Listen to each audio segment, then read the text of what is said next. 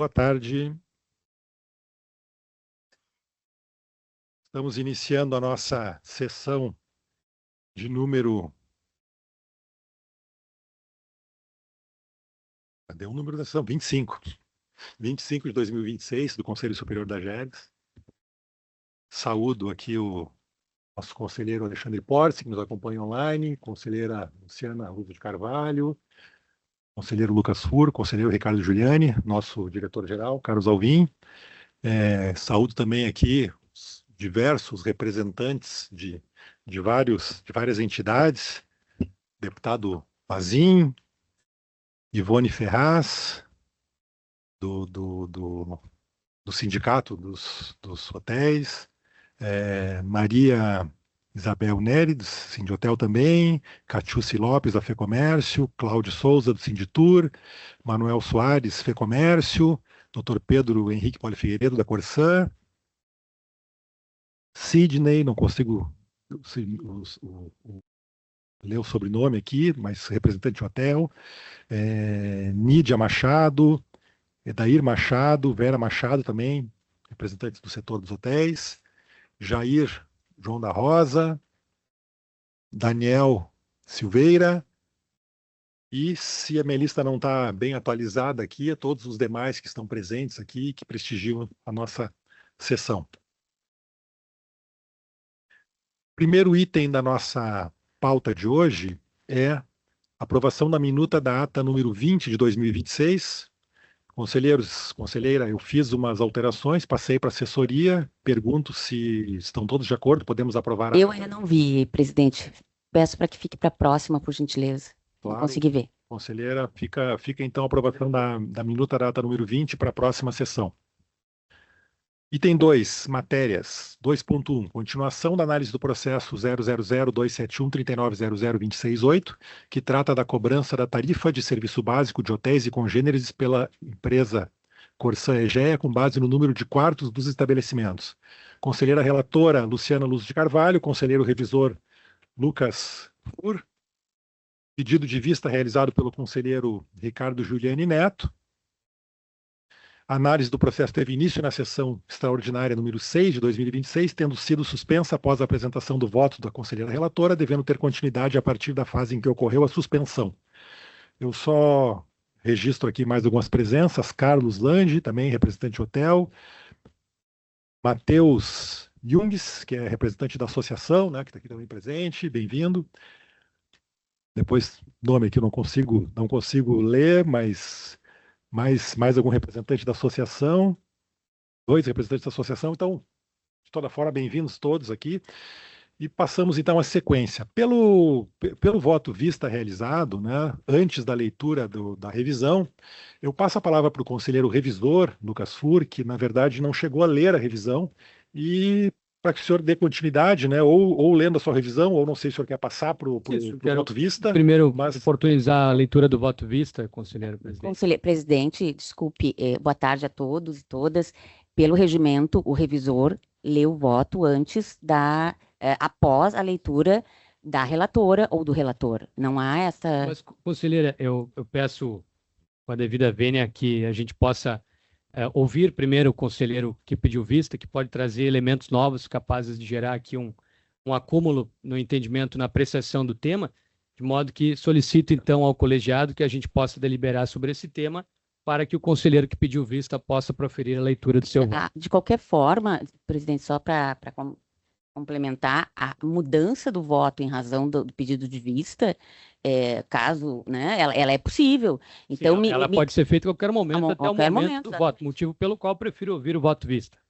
Submeto ao colegiado, então, a apreciação da questão da ordem da leitura. Eu, da minha parte, não há problema nenhum em ouvir primeiro o voto vista e depois o conselheiro revisor se manifestar, mas questiono, conselheira Luciana, acho que já se manifestou contrária, sim, né? Conselheiro Porce.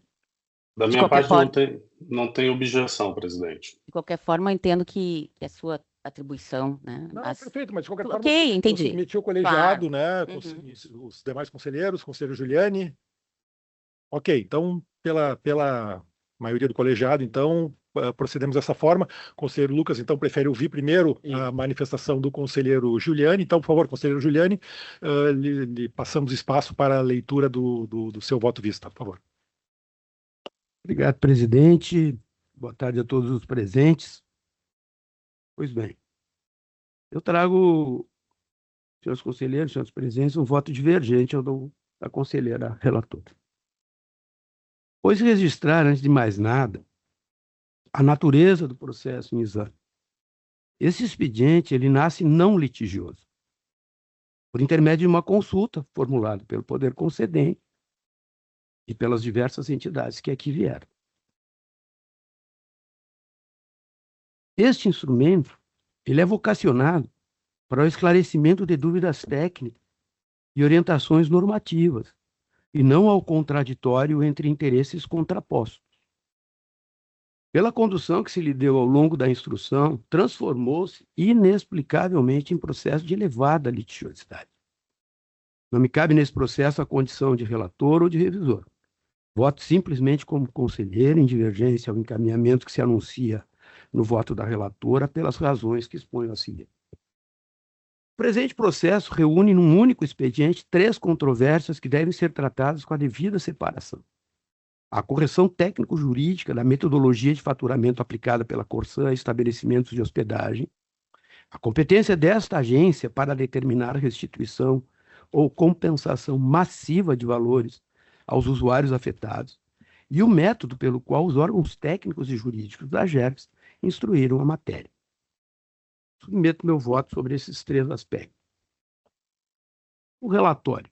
O processo se instaura a partir do ofício 111, do município de Torres, ao qual se somaram no curso da instrução manifestações dos sindicatos hotéis, restaurantes, bares similares do litoral, da bancada do Partido Novo na Assembleia Legislativa, das prefeituras de Santa Maria e de Torres, do Sindicato dos Hotéis, Restaurantes, Bares Similares de Osório, Região, FEComércio e a ADECOM, todas impugnando a metodologia adotada pela Corsã para faturamento de hotéis, pousadas e estabelecimentos análogos.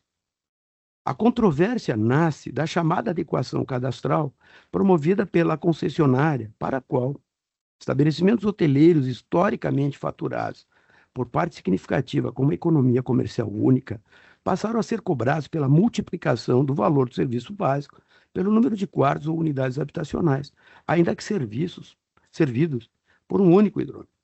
Em resposta ao ofício 24 de 26 DSI, a Corsã apresentou a carta número 12, sustentando a legalidade da metodologia com fundamento no RSAI, na revisão do tema repetitivo 414 do Superior Tribunal de Justiça, e nasce do recurso especial 19.37.887, Rio de Janeiro, julgado em 20 de junho de 24, e em jurisprudência de tribunais estaduais, entre eles 5 precedentes específicos sobre estabelecimentos de hospedagem, 2 do Tribunal de Justiça de Alagoas, 1 do Tribunal de Justiça do Ceará e 2 do Tribunal de Justiça do Rio de Janeiro. A Diretoria de Saneamento e Irrigação, na informação DSI 34 e a Procuradoria Setorial, nas informações 82 e 177, concluíram pela inviabilidade jurídica da metodologia adotada pela concessionária, por entenderem que o estabelecimento hoteleiro constitui economia comercial única, inaplicável a seu respeito o tema 414 do Superior Tribunal de Justiça, talhado para a realidade de condomínios edilícios. A Corsã reapresentou seus argumentos por meio da Carta 38, a qual anexou o parecer jurídico de 117 páginas, de autoria do professor Aloysio Zimmer, carta número 80, dirigida diretamente à conselheira relatora e ao conselheiro revisor, refutando ponto a ponto as conclusões da DSI e da TSE. Em 13 de julho de 27, às vésperas da sessão extraordinária de julgamento, apresentou o memorial final, acrescentando documentação comercial extraordinária, demonstrando que mais de 200 estabelecimentos hoteleiros já eram faturados como múltiplas economias desde o período anterior à desestatização da companhia ocorrida em 2022. Os sindicatos hoteleiros, a FEComércio, o município de Torres, requerem em conjunto 4 providências.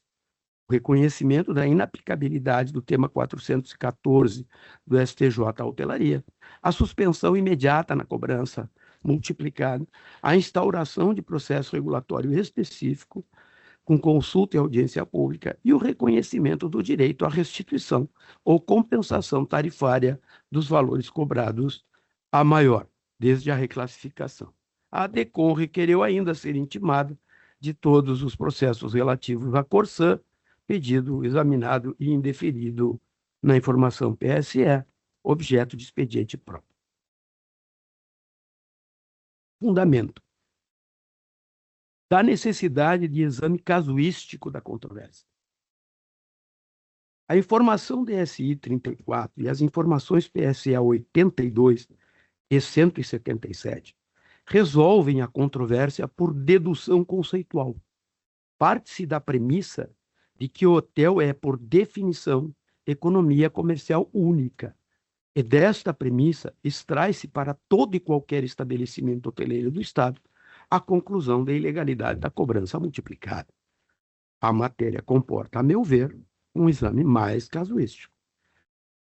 A qualificação de um imóvel como economia una ou plural, nos termos do artigo 5º, 9º do RSAI, depende de dado fático concreto. A existência de instalações privativas completas em cada unidade habitacional, separação de acessos, modelos de exploração comercial adotados em hospedagem transitória clássica, aparte hotel, condomínio hoteleiro ou pool de locação. A própria PSE, na informação 82, reconhece que condomínios hoteleiros e pools de locação, como categoria distinta, sujeita a tratamento diverso, o que já revela a impossibilidade de resposta única para todo o universo regulado. O anexo produzido pela própria Corsã nos autos relaciona centenas de estabelecimentos distribuídos por dezenas de municípios, identificados inclusive pelo número de economias atualmente cadastradas. Nenhum deles foi examinado individualmente pela DSI ou pela PSE. A conclusão pela inviabilidade jurídica da metodologia foi lançada sem que se soubesse para nenhum estabelecimento em particular se as unidades habitacionais possuem instalação sanitária privativa completa, se há gestão unificada ou pool de locação, ou se a exploração se aproxima do modelo de apart-hotel, que a própria PSE já trata como hipótese distinta. A informação DSI 34 cita nominalmente os 5 precedentes estaduais específicos sobre hotéis trazidos na carta número 12 e os afasta em um único parágrafo sobre um fundamento de que careceriam de análise aprofundada da distinção entre condomínio e estabelecimento comercial hoteleiro. A crítica seria mais consistente se viesse acompanhada da análise aprofundada que se diz ausente nos precedentes, o que não se verifica nos autos. Ao descartar 5 decisões concretas mediante fundamentação genérica, a informação DSI aplica, no caso concreto, o mesmo raciocínio que, em tese, se propõe a corrigir. Da distinção entre o condomínio edilício e o hotel, a inaplicabilidade, em regra, do tema 414. Fica registrado nesse voto convicção firmada.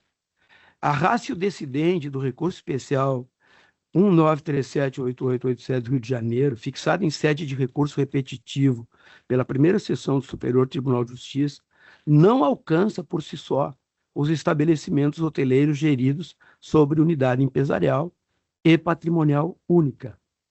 O precedente foi construído para corrigir distorção específica do condomínio edilício. A pluralidade de titulares de direitos reais, nos termos do artigo 1331 do Código Civil e da Lei 4.591 de 64, cada qual usuário direto e autônomo do serviço perante a concessionária, ainda que reunidos sobre hidrômetro único e razão construtiva. A tarifa multiplicada corrige, neste cenário, uma injustiça concreta e mensurável. O condômino que mora em apartamento não pode pagar menos pela disponibilidade do sistema do que o vizinho que mora em casa térrea com hidrômetro próprio. O hotel de exploração unitária não reproduz essa estrutura. Não há entre o hóspede e a Corsã relação jurídica de fornecimento. O hóspede consome hospedagem, prestada por uma única pessoa jurídica, titular exclusiva de direitos e obrigações perante a concessionária. Estender a este arranjo a tese fixada para o condomínio é aplicar analogia onde falta a premissa fática que a justifica. Essa convicção não dispensa o exame do caso concreto.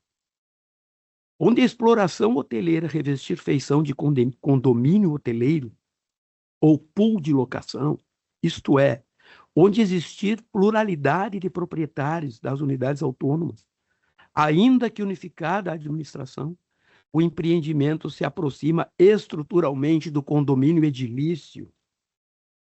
E a tese 414 do STJ volta a incidir.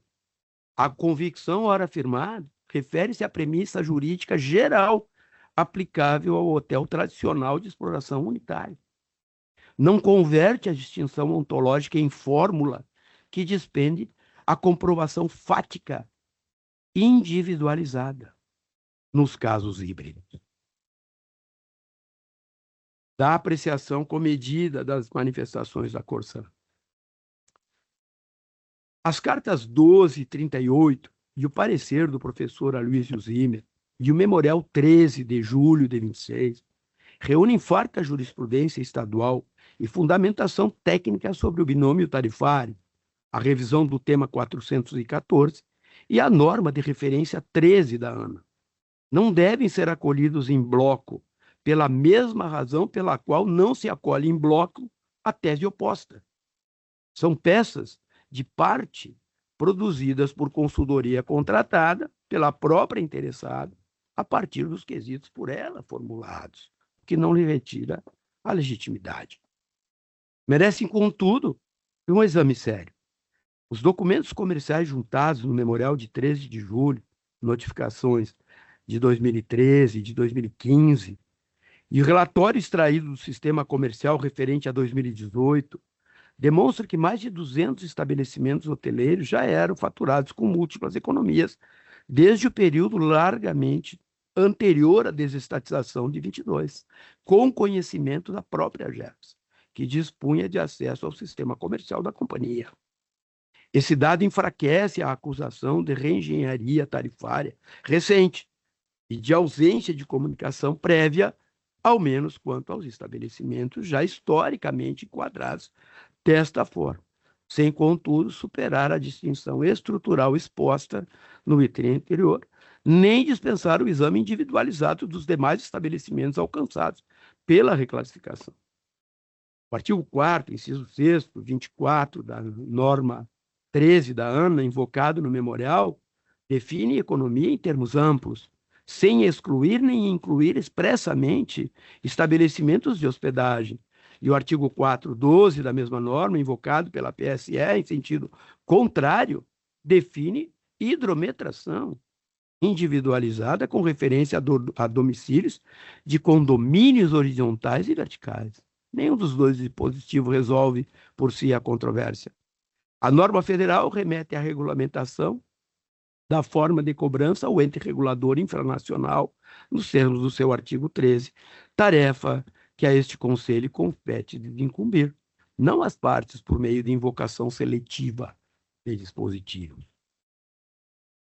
Os limites da Lei Estadual 16.266, a reserva legal. A Lei Estadual 16.266, que reestruturou a GERGS, é precisa quanto ao alcance da competência para dirimir controvérsias entre concessionárias e usuários. O artigo 7º, atribui à agência o poder de dirimir, no âmbito técnico-administrativo, divergência entre concessionários, permissionários e autorizatários, e entre esses agentes e usuários do poder concedente. A delimitação não é acidental. Se circunscreve a atuação da GERGS ao plano técnico-administrativo, deixando de fora o poder de impor unilateralmente a obrigação de pagar quantia certa a terceiros determinados. Ponto ganha relevo à luz do artigo 75 da mesma lei, que disciplina o termo de compromisso e ajuste de conduta. É nesse instrumento e apenas nele que a nova lei prevê expressamente o dever de indenizar prejuízos causados por irregularidades identificadas e de informar os usuários afetados sobre as compensações devidas, tratando-se de mecanismo consensual, que pressupõe a adesão do ente regulado.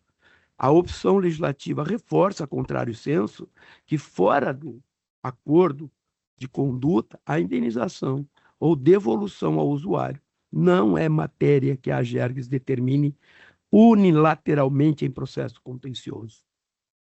A comparação com o regime de energia elétrica é elucidativa. Somente por força de lei federal específica, a Lei 14.385 de 2022, recebeu a ANEEL competência para definir a devolução aos consumidores de tributos recolhidos a maior pelas distribuidoras, competência cuja constitucionalidade o Supremo Tribunal Federal confirmou no julgamento da ação direta de inconstitucionalidade 7.324 de agosto de 25. Se for necessária a deliberação do Congresso Nacional para conferir à ANEEL o poder de determinar a devolução de valores aos usuários, não se pode presumir, a partir de resolução da própria autarquia ou de intervenção extensiva de sua lei de criação, que a AGERGS disponha de competência equivalente. Como assinala Marçal Justin Filho, e aí cito a fonte, a competência das agências reguladoras é dependente, acessória e secundária em relação à lei que as instituiu. Na mesma direção, Ruth Helena Pimentel de Oliveira, cito a fonte, lembra que a função reguladora encontra limitação em sede legislativa, sendo vedada a imposição de ônus não previstos em lei. Por essas razões, a pretensão de restituição ou compensação massiva formulada pelos sindicatos hoteleiros e pela FEComércio e pelo município de Torres não pode ser acolhida por esse conselho em sede desta consulta. Remanesce aos usuários que se considerem lesados à via da ação de repetição de indébito perante o Poder Judiciário, matéria cuja natureza jurisdicional a súmula 412 do Superior Tribunal de Justiça confirma ao sujeitá-la aos prazos prescricionais do Código Civil e não ao prazo ou rito de natureza administrativa. Os limites e competências da AGERGS em matéria de recursos hídricos e meio ambiente. Registro ainda questão de outra ordem que também toca os limites da competência da agência. No item 4, a linha C do dispositivo do voto, determina-se a diretoria-geral desta agência examinar as denúncias do município de Santa Rosa referente ao uso de poços artesianos pelos estabelecimentos hoteleiros. A providência, embora dirigida a órgão interno da casa, tem por objeto matéria estranha à sua esfera de atuação. A regularidade do uso da água subterrânea, a outorga para a exploração de poços artesianos e a fiscalização correspondente constitui matéria de recursos hídricos e proteção ambiental disciplinados na Lei Estadual 10.350 de 94 e confiada no Rio Grande do Sul ao Departamento de Recursos Hídricos vinculados à Secretaria do Meio Ambiente e Infraestrutura por meio do Sistema Estadual de Outorga de Água. Nada tem essa competência com a atribuição técnico-administrativa que o artigo 7º da Lei Estadual 16.266/24 confere à AGERGS, circunscrita aos concessionários, permissionários e autorizatários dos serviços por ela regulados, e as relações entre estes e os usuários do poder concedente. Determinar que a própria diretoria-geral da AGERGS examine denúncia sobre poço artesiano, ainda que no bojo do processo regulatório sobre tarifação hoteleira, importa exame de matéria alheia à competência desta agência, com risco de exame paralelo e potencialmente contraditório da mesma situação fática por dois órgãos distintos de Estado, em contraste com o princípio da especialidade que rege a atuação das autarquias e das secretarias. A hipótese não guarda relação de assessoriedade com o objeto desse processo, a tarifação hoteleira, e recomenda-se que não componha o dispositivo de um voto sobre cobrança de serviço básico. Do usuário como categoria distinta de consumidor, a exigência da operabilidade das decisões regulatórias. Convém fixar, antes de adiante prosseguir, distinção que a praxe regulatória, por vezes, desatende.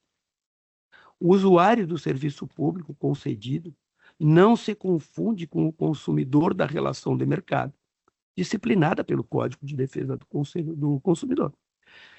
Reservou-lhe a Constituição, no artigo 175, parágrafo único, inciso 2, regime próprio que a Lei 8.987 devolve. No artigo 7, sob a forma de direitos e obrigações vinculados à prestação de serviço concedido. Regime informado pelos princípios da continuidade, da modicidade tarifária e do equilíbrio econômico-financeiro do contrato, aplicando-se Código de Defesa do Consumidor apenas subsidiariamente naquilo que a legislação especial não dispuser de modo diverso. A lição vem assentada na jurisprudência do Supremo Tribunal Federal.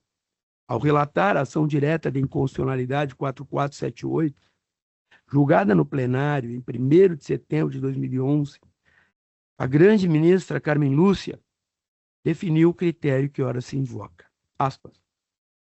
O consumidor é aquele que consome. Portanto, quem pode pagar pelo consumo, paga. Quem não pode, não usa. O usuário é aquele a quem o Estado, por força da Constituição e das leis, atribui uma situação diferenciada.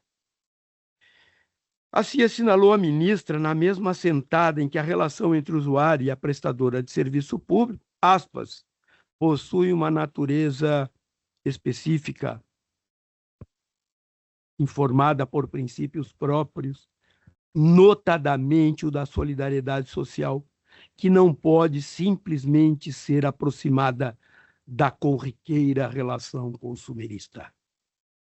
A lição confirma com a autoridade do Supremo Tribunal Federal que os artigos 175, parágrafo 2º, inciso 2º da Constituição e 7º da Lei 8.987 já anunciavam: usuário e consumidor não são figuras intercambiáveis e o regime do primeiro não se dissolve no segundo.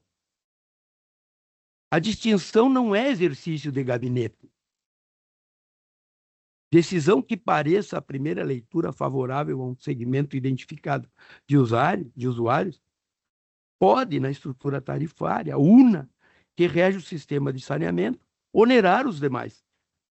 Reduzida a base de faturamento de um segmento comercial organizado, sem exame do correspondente impacto sobre a receita da concessionária, o custo tende a reverter por subsídio cruzado ou por recomposição em revisão tarifária futura sobre a integralidade dos usuários das categorias residencial e comercial, que não participam diretamente dessa controvérsia.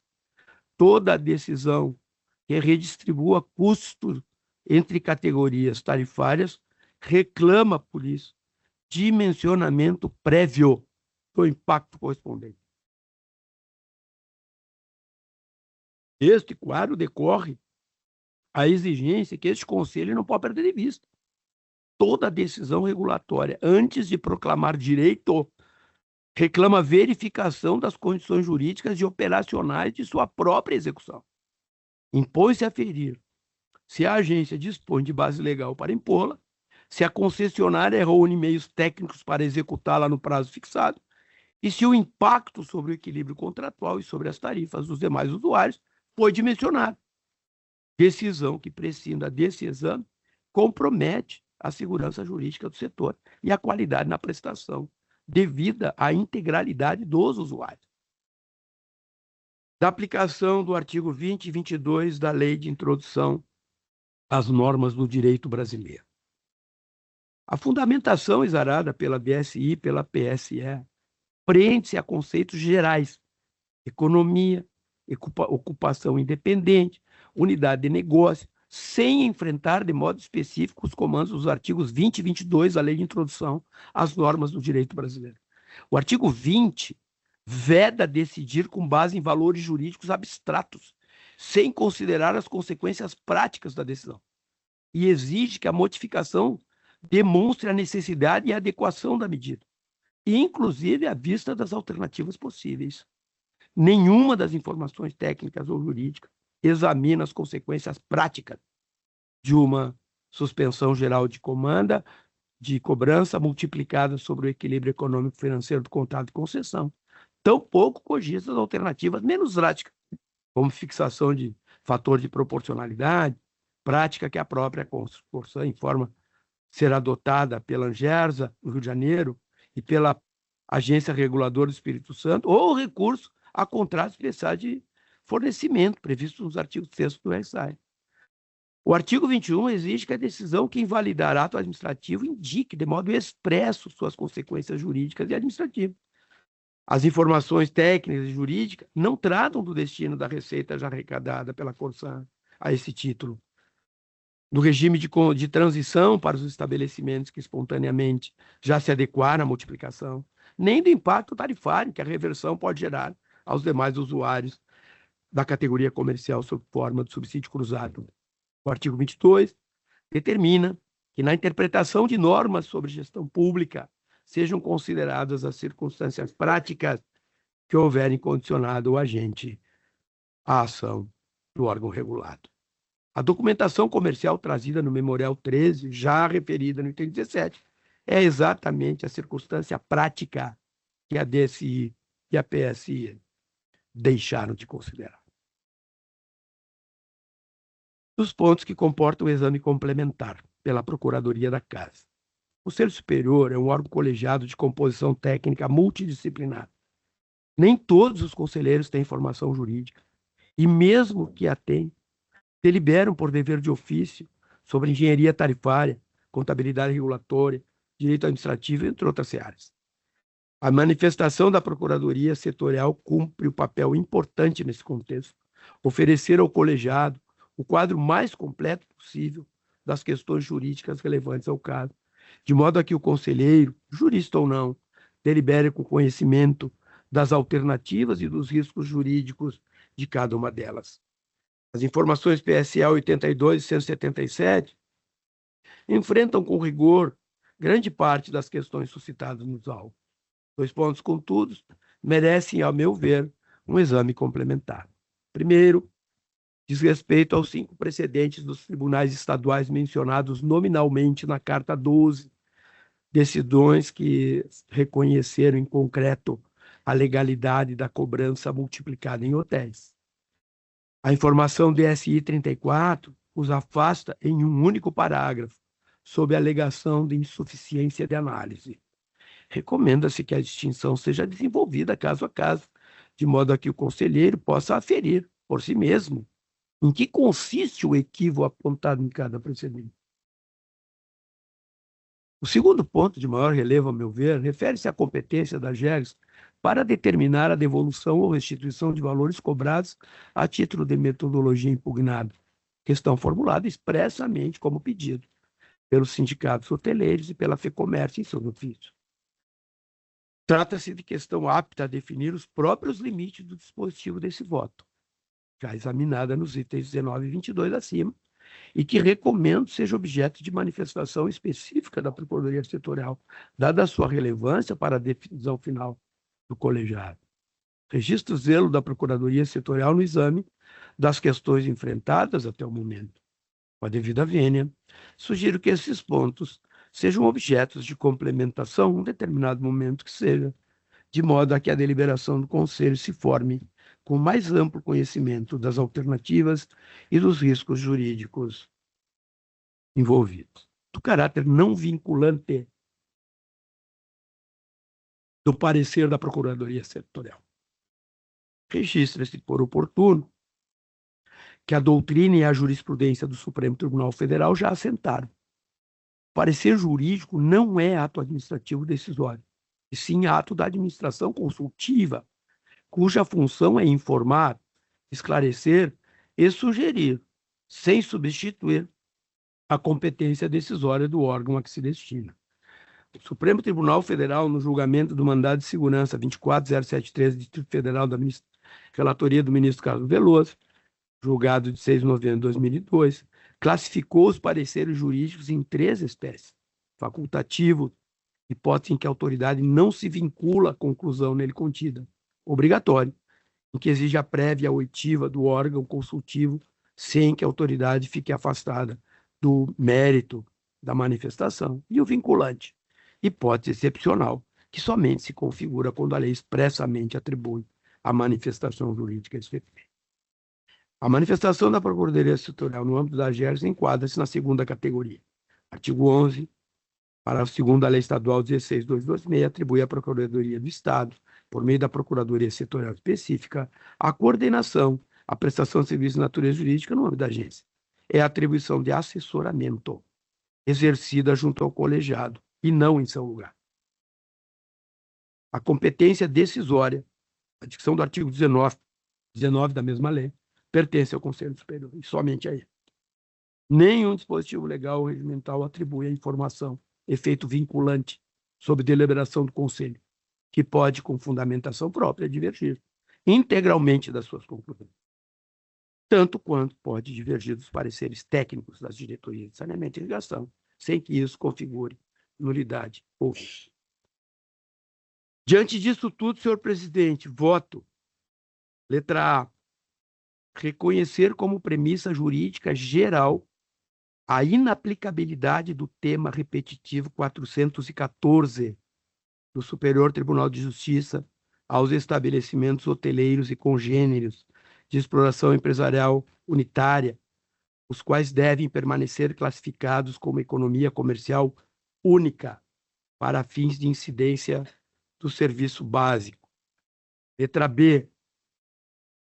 Ressalvar desta regra os estabelecimentos que comprovadamente operem sob regime de condomínio hoteleiro ou pool de locação, com pluralidade de titulares das unidades autônomas, aos quais se aplica a tese infirmada no tema 414, tal como reconhecido pela própria informação PSA 82. Letra C. Determinar a Corsã que, no prazo de 60 dias, sob fiscalização da Diretoria de Saneamento e Irrigação, identifique tecnicamente, estabelecimento por estabelecimento, entre os relacionados no anexo constante dos autos e os demais alcançados pela reclassificação cadastral, os quais se enquadram na exceção do item anterior, comprovando a estrutura de titularidade plural e gestão em pool de locação, sob pena de, não comprovada a exceção em prazo hábil, prevalecer a classificação como economia única. Letra D. Determinar a suspensão da cobrança multiplicada em relação aos estabelecimentos ainda não identificados como pertencentes à exceção do item B, com retorno à cobrança por economia única, até a conclusão do levantamento técnico referido no item anterior. Letra E. Determinar a instauração de processo regulatório com avaliação de impacto regulatório e consulta ou audiência pública para eventual edição de norma específica de classificação tarifária do setor hoteleiro e congênere, termos do artigo 46 da Lei 16.266. Indeferir o pedido de restituição ou compensação massiva formulada pelos sindicatos hoteleiros e pela FEComércio e pelo município de Torres, por incompetência da AGERGS para determiná-la, fora de hipóteses que sejam as consensuais e que devem ser estabelecidas em processo de mediação, termos da Lei 16.266, ressalvado aos usuários que se considerem lesados a via própria da ação de repetição de indébito perante o Poder Judiciário. Registrar que o indeferimento do pedido de intimação genérica formulado pela ADECOM permanece regido pelo expediente próprio. Registrar, por fim, que as informações PSE 82 e 177 constituem subsídio relevante a formação da convicção desse colegiado quanto aos aspectos técnicos regulatórios da matéria, sem que suas conclusões vinculem a deliberação do Conselho nos termos da fundamentação expostas nos itens 38 e 40. Determinar que eventuais denúncias sobre irregularidade no uso de poços artesianos sejam encaminhados ao órgão ambiental competente e não examinada por este Conselho ou por suas diretorias, dada a incompetência desta agência sobre a matéria. Como voto, senhor presidente, a preocupação que tive na formulação do dispositivo foi criar uma norma que seja execuível, que a casa possa cumprir aquilo que nós venhamos a decidir, e especialmente trazer processo de composição, a que me referi no item F, para junto dos nossos técnicos, para junto do Conselho, Sindicato dos Hotéis, a FEComércio, todos aqueles que economicamente tenham interesse em soluções efetivas, razoáveis, realizáveis, factíveis, compensáveis. Defini o prazo de 60 dias, porque entendo que o efeito econômico, presidente, que foi criado por esta situação, ele realmente é relevante, e nós da casa, a partir das nossas limitações legais, que entendo, podem sim se veicular por estruturas de mediação que Vossa Excelência, inclusive, pode definir, né, trazendo para a mesma mesa Corsã, Comércio, usuários, né, de modo a que nós tenhamos uma decisão factível. E foi assim que votei, senhor presidente. Obrigado, conselheiro Giuliani. Antes de prosseguir, só registro aqui a presença do senhor Régis Azevedo, da ABIH, a senhora Dayana Wichmann, da CPFL-RGE, Matheus Sperri, vereador, CMCC Capão da Canoa, é isso? Imaginei. E também do senhor Klaus Weiss, também da Câmara Municipal de Capão da Canoa. Obrigado pela presença de todos. Conselheiro Lucas Fur, a princípio queremos ouvi-lo a respeito da revisão, né, e como fica após a leitura do relatório, perfeito, conforme combinamos. Muito obrigado, conselheiro presidente. Em seu nome, cumprimento todos os colegas conselheiros, diretores da casa, cumprimento a todos que estão aqui presentes também, na pessoa da senhora Ivone Ferraz, e cumprimento o deputado Pazinha, todos os representantes de usuários.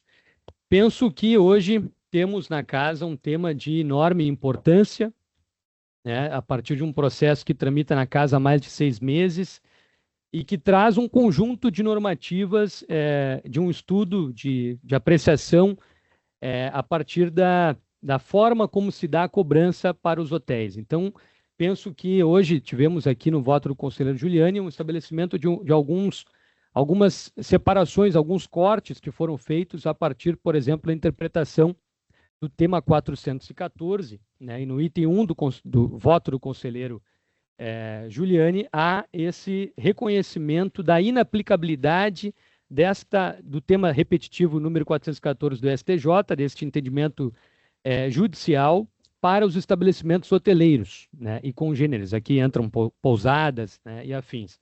Acho que este item do voto, o conselheiro presidente Marcelo, traz aqui uma posição da Agergs que vai permitir que buscamos esta isonomia, que buscamos essa adequação na forma como se dá a cobrança das faturas de água e saneamento dos hotéis. Então, penso que o item 1 aqui está muito bem colocado, fazendo uma análise também de que o tema 414 do STJ prevê a segregação entre o que é a unidade autônoma e o que não é.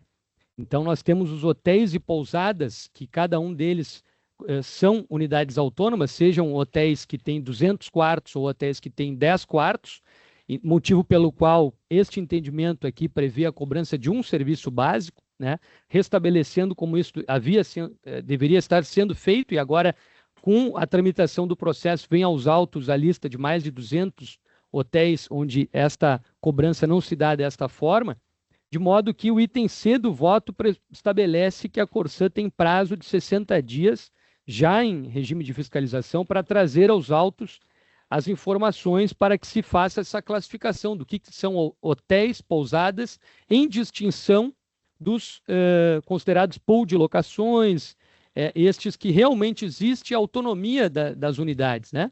Que não são hotéis e pousadas como conhecemos, e sim onde existe esta autonomia, e daí sim o serviço básico deve ser cobrado a partir, então, dos quartos ou das unidades. Então, este corte que se faz em preservação do que entendemos que é um hotel, uma unidade autônoma, uma empresa hotel, seja ela com 200 quartos ou com 10, devendo ser aplicado um serviço básico nesta situação, em distinção das unidades autônomas, né? Então, existem os pool de locações, existem outros modelos, né, de funcionamento que, daí sim, a decisão do STJ permite a cobrança do serviço básico por quarto de hotel.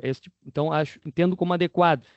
O item D, né, determinar a suspensão da cobrança multiplicada em relação aos estabelecimentos ainda não identificados como pertencentes à exceção do item B.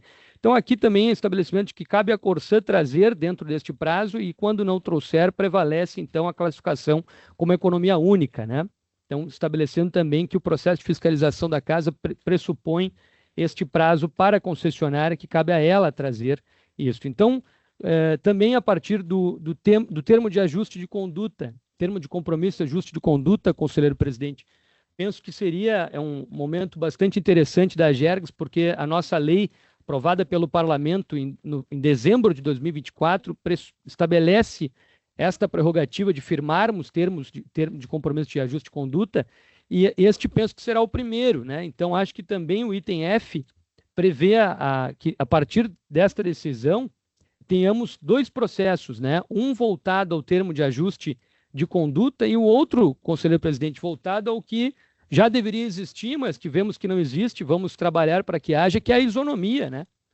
Porque chegam aos autos hotéis cobrados de uma forma, outros hotéis cobrados de outra forma, né? E nós, como agência reguladora, através desse processo que vai ser feito para um estudo, que realmente se ouça os usuários, se ouça a concessionária, se faça a triangulação regulatória, audiência, consulta pública, para que estabeleçamos, enquanto agência reguladora, uma isonomia onde os usuários, os empresários aqui saibam exatamente que a regra que prevalece numa região da Corsã vai prevalecer em outra, o hotel de Gramado e o hotel de Quaraí vão ter o mesmo tratamento a partir do seu enquadramento econômico, do seu enquadramento jurídico, e não a partir do que chega aos autos, que há uma discrepância. Então, acho que cabe à Agergs inaugurar esse processo voltado à isonomia, para que estabeleçamos aqui uma regra específica para os hotéis, né, daqui para frente, voltado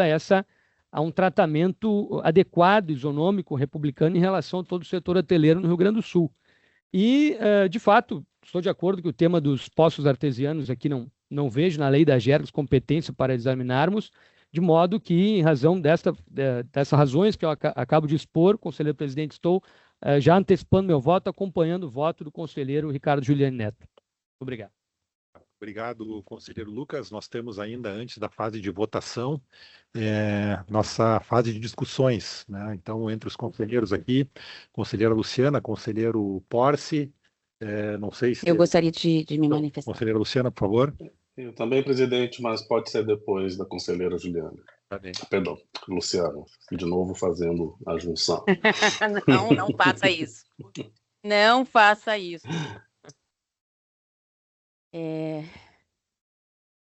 Vamos lá, então. Bem, presidente, aos que nos assistem aqui, colegas. Primeiro, quero fazer, presidente, um registro de ordem processual. Eu recebi ontem, de um colega, uns memoriais da Corsã, que teriam sido mandados por e-mail da Corsã, mas memoriais apócrifos, né, sem assinatura, sem timbre, com que tenho certeza, né, não foram dos advogados da Corsã, né, que aqui tenho na presença. Sim, eu Sim, sim, o senhor já e tenho certeza, porque conheço a linguagem, né, dos advogados da Corsã, em que pese as divergências pontuais, são sempre muito competentes e educados. E estes memoriais foram bastante agressivos, de ataque ao voto e a mim mesma, né? Mas não vou tecer mais considerações, porque é uma peça sem assinatura que é inexistente, né? E não só isso, se a senhora me permite, conselheira, mas o momento de apresentação de memoriais já havia passado, que foi antes da sessão anterior. Sim. Na verdade, memorial apresentado nesse momento em contestação a um voto da relatora, que não foi deliberado ainda em sessão pelos demais conselheiros, não tem espaço. Eu vou ser sincero, eu não li os memoriais, eu recebi e não li. Sim, eu li, né? É um procedimento absolutamente inédito aqui, que eu não posso deixar de fazer o registro, porque também é contrário ao processo regulatório e também contrário à própria prática da Corsã, que ela se manifesta sempre de forma muito educada, né, firme com a sua defesa, mas não deseducada, como ocorreu com estes memoriais. Dito isso, presidente, quero dizer que penso que estaremos inaugurando aqui um precedente que, na minha visão, é gravíssimo em relação à não devolução dos valores indevidos. Por quê? No âmbito da regulação, é corrente a devolução de valores aos usuários e consumidores, que realmente são destinatários do serviço, com um regime parcialmente distinto, mas a ANEEL, que foi citada aqui, a ANEEL reforçou na sua lei esta devolução, mas isto já existe, e esta agência fiscaliza também. Nós somos conveniados com a ANEEL desde 1998, e temos conhecimento de que a devolução, seja individual, seja em maior âmbito, né? Havendo pagamento indevido, a devolução dos valores é medida geral do direito, que veda o enriquecimento injustificado de quem quer que seja. Então, aqui, uma agência reguladora que tem o dever de também verificar os direitos do consumidor e dos usuários, não mandar devolver valores que foram cobrados indevidamente, porque aqui não se trata de atualização cadastral, não é isto. Aqui houve a eleição de um critério de cobrança pela Corsã, porque, como a própria companhia coloca no seu estudo que apresenta neste processo, existem agências reguladoras que normatizaram em um processo regulatório dialógico, escolhendo uma economia para cada 2/4, uma economia para cada 3/4. O que a Corsã fez foi eleger um critério, e isto é competência do regulador, sim. A Agência Nacional de Águas permite esta diferenciação em instituições coletivas, mas pela agência reguladora. Não cabe à agência, à companhia, escolher critérios. Isto é absolutamente inédito aqui nesta agência, e mais inédito ainda é dizer que o consumidor, a agência está submetida ao princípio da legalidade. O consumidor, e aqui não estou falando neste processo, mas ele se aplica também, o consumidor não pode ter o seu valor devolvido, coisas que a Gergues já faz, atuação que a Gergues tem há quase 30 anos. Faremos 30 anos de agência em janeiro do ano que vem.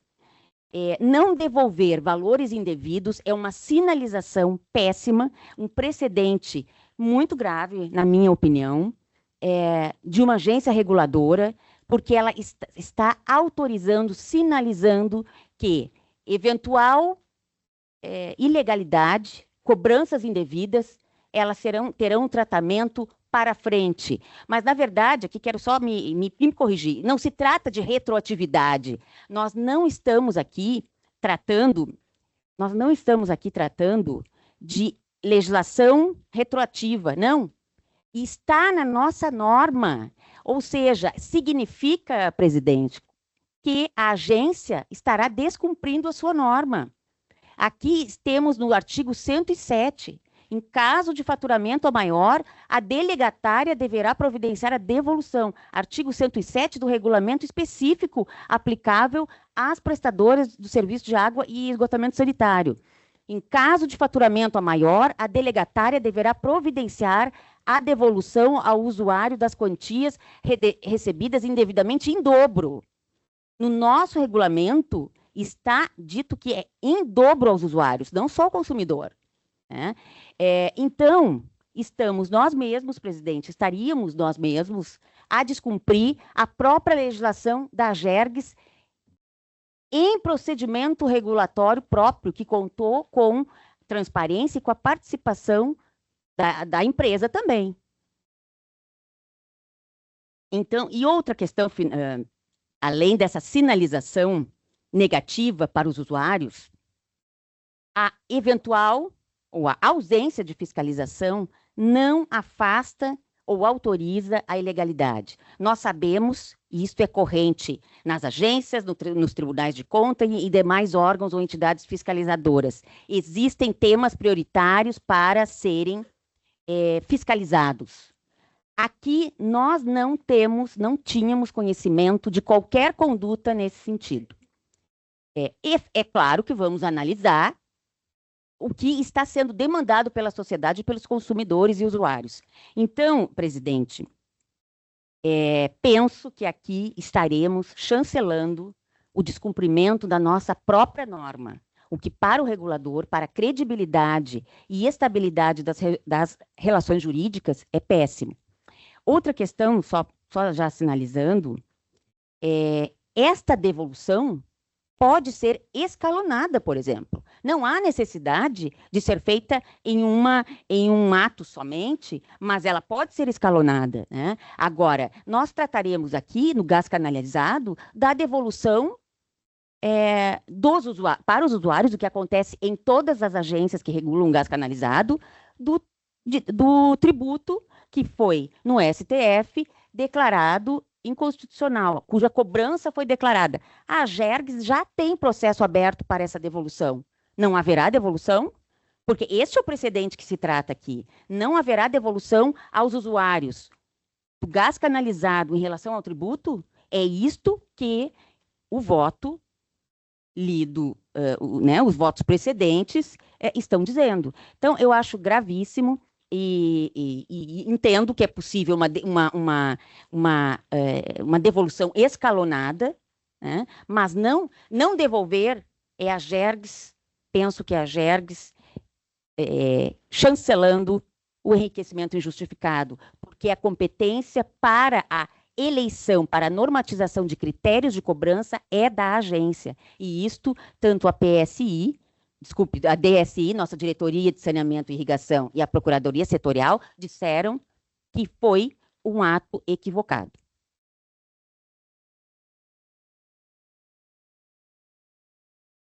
Conselheiro Porce. Bom, boa tarde, corrigindo um lapso anteriormente a todos presentes, todas as presentes.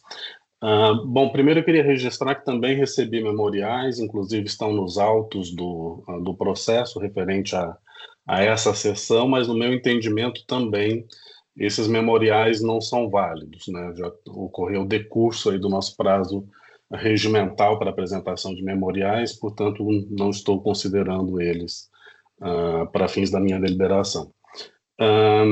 Bom, eu estou bastante inteirado desse processo, né? Inclusive fiz algumas consultas, né? Tanto a nossa Procuradoria, também a DSI, para clarificar um pouco, né, alguns elementos de dúvida, mas para mim resta muito claro, né, que tema 414 não se aplica a esse tratamento que foi dado pela concessionária, a tarifação dos hotéis, né? E mais ainda, né, também me parece bastante claro pelos elementos que estão nos autos dos processos que esse tratamento dado, né, representa, a meu ver, uma invasão de competência regulatória da agência, né? Isso acho que está bastante evidente ali nos elementos dos autos. Uma vez que a gente venha reconhecer essa inaplicabilidade, né, ou essa inviabilidade jurídica, também entendo que, né, é bastante natural a devolução, o ressarcimento daqueles usuários que foram cobrados indevidamente. Porque a gente tem uma diferença de tratamento, obviamente, nesses dois votos, né, o voto da conselheira Luciana, o voto do conselheiro Juliano em relação a esses mecanismos, né, de devolução e ressarcimento. Eu tenho, obviamente, uma preferência entre um e outro, que vai ficar claro quando eu proferir meu voto, né? Mas eu queria destacar ainda um outro ponto, né, que foi apresentado pela concessionária nos seus memoriais, que são válidos aqui para deliberação, né? Principalmente no que diz respeito à informação que chegou tardiamente, né, de que haveria esse tratamento já sendo dado desde a época da companhia pública, né, e que a agência reguladora tinha acesso ao sistema da companhia, né, e a concessionária tendo o entendimento, né, nas suas palavras, de que a agência teria, portanto, autorizado a sistemática de tarifação. A meu ver, não procede essa interpretação, né? O fato da agência ter acesso ao sistema, né, não implica que a agência está homologando, aprovando ou validando, né, esse sistema de tarifação, né. Também chama atenção o fato dessa informação ter chegado somente no momento dos memoriais, né. Acho que convém refletir um pouco, né, sobre as possíveis razões dessa informação não ter sido apresentada durante a fase de instrução do processo, né, uma vez que foi oportunizado em diversos momentos para a companhia se manifestar, né. Então é um ponto de destaque que eu quero colocar, mas a meu ver, né, o fato da agência ter acesso ao sistema, né, com essa informação de tratamento diferenciado para um conjunto relativamente pequeno de hotéis, né? Se a gente considerar a massa de hotéis, que acredito que seja mais do que 1.000 hotéis, né, que nós temos aí no âmbito do Rio Grande do Sul, né, uma parcela pequena, de fato, né, diz a companhia que recebia esse tratamento. A meu ver, a única evidência que a gente tira disso, né, é que a gente tem uma situação clara aí de assimetria de informação, né? De um lado, a concessionária, que tem informação completa sobre as suas práticas negociais, né? Uma informação que está ali lançada dentro do sistema, e a agência reguladora, né, que, embora tenha ali a informação não completa, né, porque os contratos, acredito que não estavam ali plenamente disponíveis para acesso, mas os lançamentos dessas tarifas, né, passíveis de acesso, né, só configura, a meu ver, né, essa simetria de informação entre o regulado e o regulador, né, e que caracteriza a natureza, né, da própria dinâmica da regulação, né. Então, é a única evidência que eu posso concluir dessa manifestação que foi apresentada pela concessionária, né. Bom, isso posto, presidente, queria já dizer que prestei muita atenção, né, no que foi apresentado na leitura do voto vista do conselheiro Juliano. Eu já conhecia o voto da conselheira Luciana, né, e me considero apto a deliberar na votação que virá aí mais à frente. Obrigado, conselheiro Porce. Comentários aqui, né? Eu acho que aqui nós temos algumas convergências que são importantes, eu gostaria de destacá-las. Primeiro, todos os conselheiros concordam em relação à inaplicabilidade do tema 414 para os hotéis. Então, acho que esse é o principal ponto que nós temos aqui. Além disso, né, a gente tem algumas questões sobre ressarcimento de valores. Acho que não há dúvidas, né, que a partir do momento em que se anula, né, essa aplicabilidade que ocorreu no passado, de uma forma ou de outra, os valores serão compensados.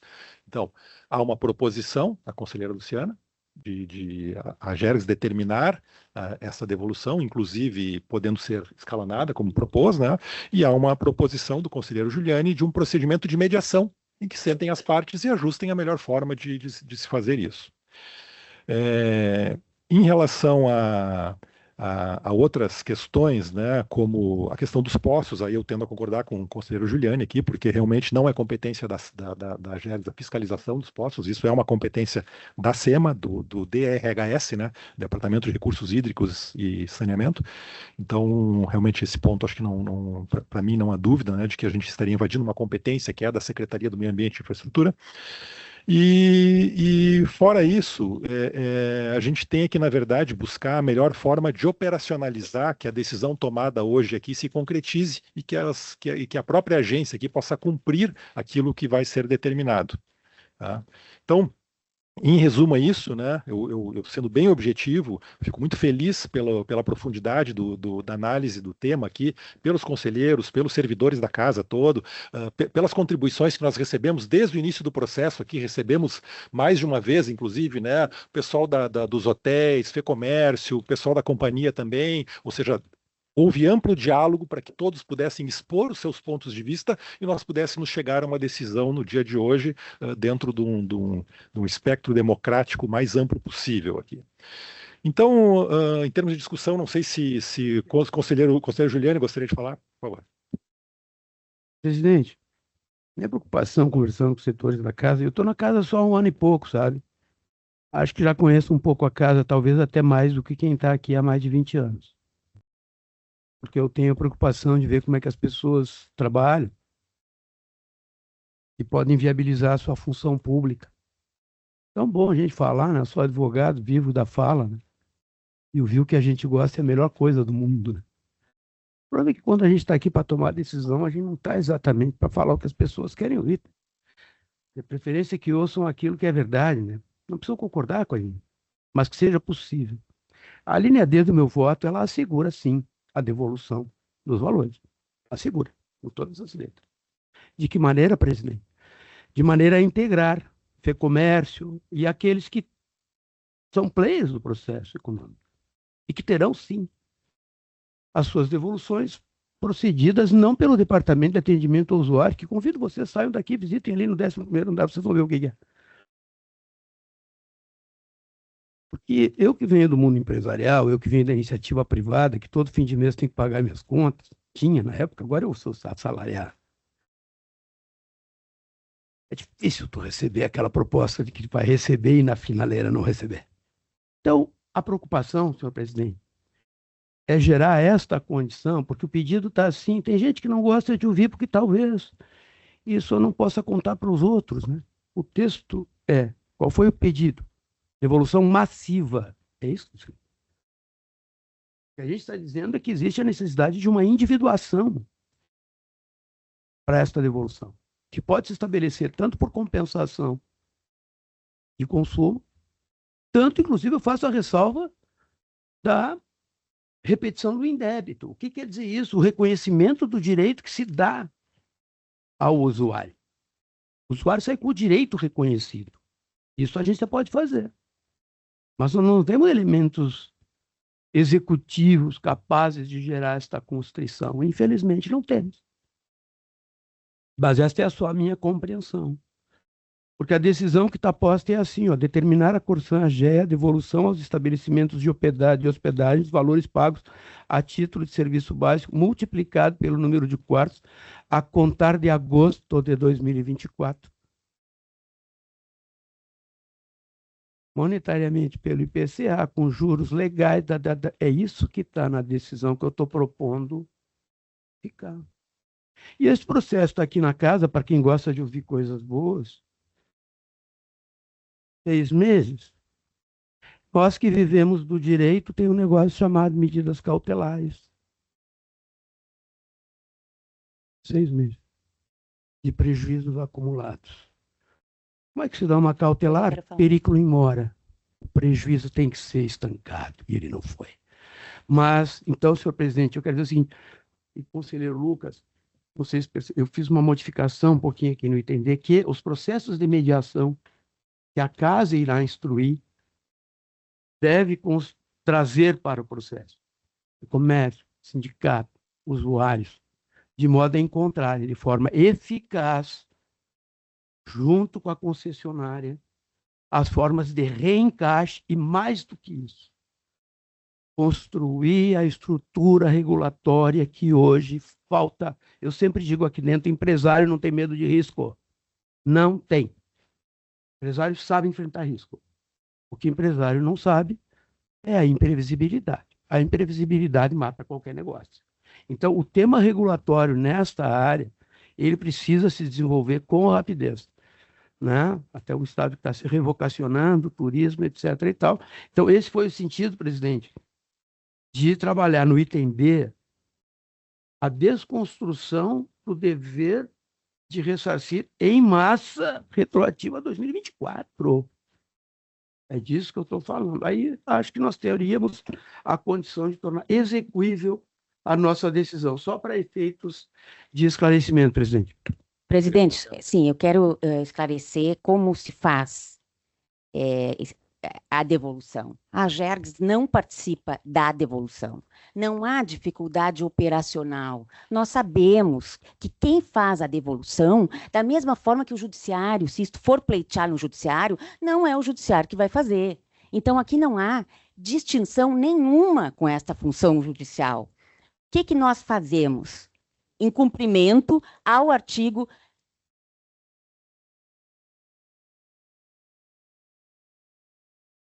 Tá, não, só por favor. Por favor, não, o conselho... Eu estou, presidente, por favor. Vamos respeitar o direito de fala. Presidente. Vamos respeitar o direito de fala, por favor. Doutor Pedro, depois de eu falar, por favor.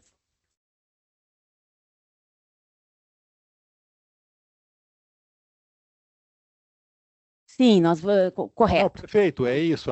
Por favor. No momento, a fala está com a conselheira Juliana, então peço para que não... Conselheiro Porce, a culpa é sua. Estão sendo eficientes, pelo menos. Conselheira Luciana está com a palavra, e, por favor, peço que Sim, ninguém por favor, interrompa, também né, peço.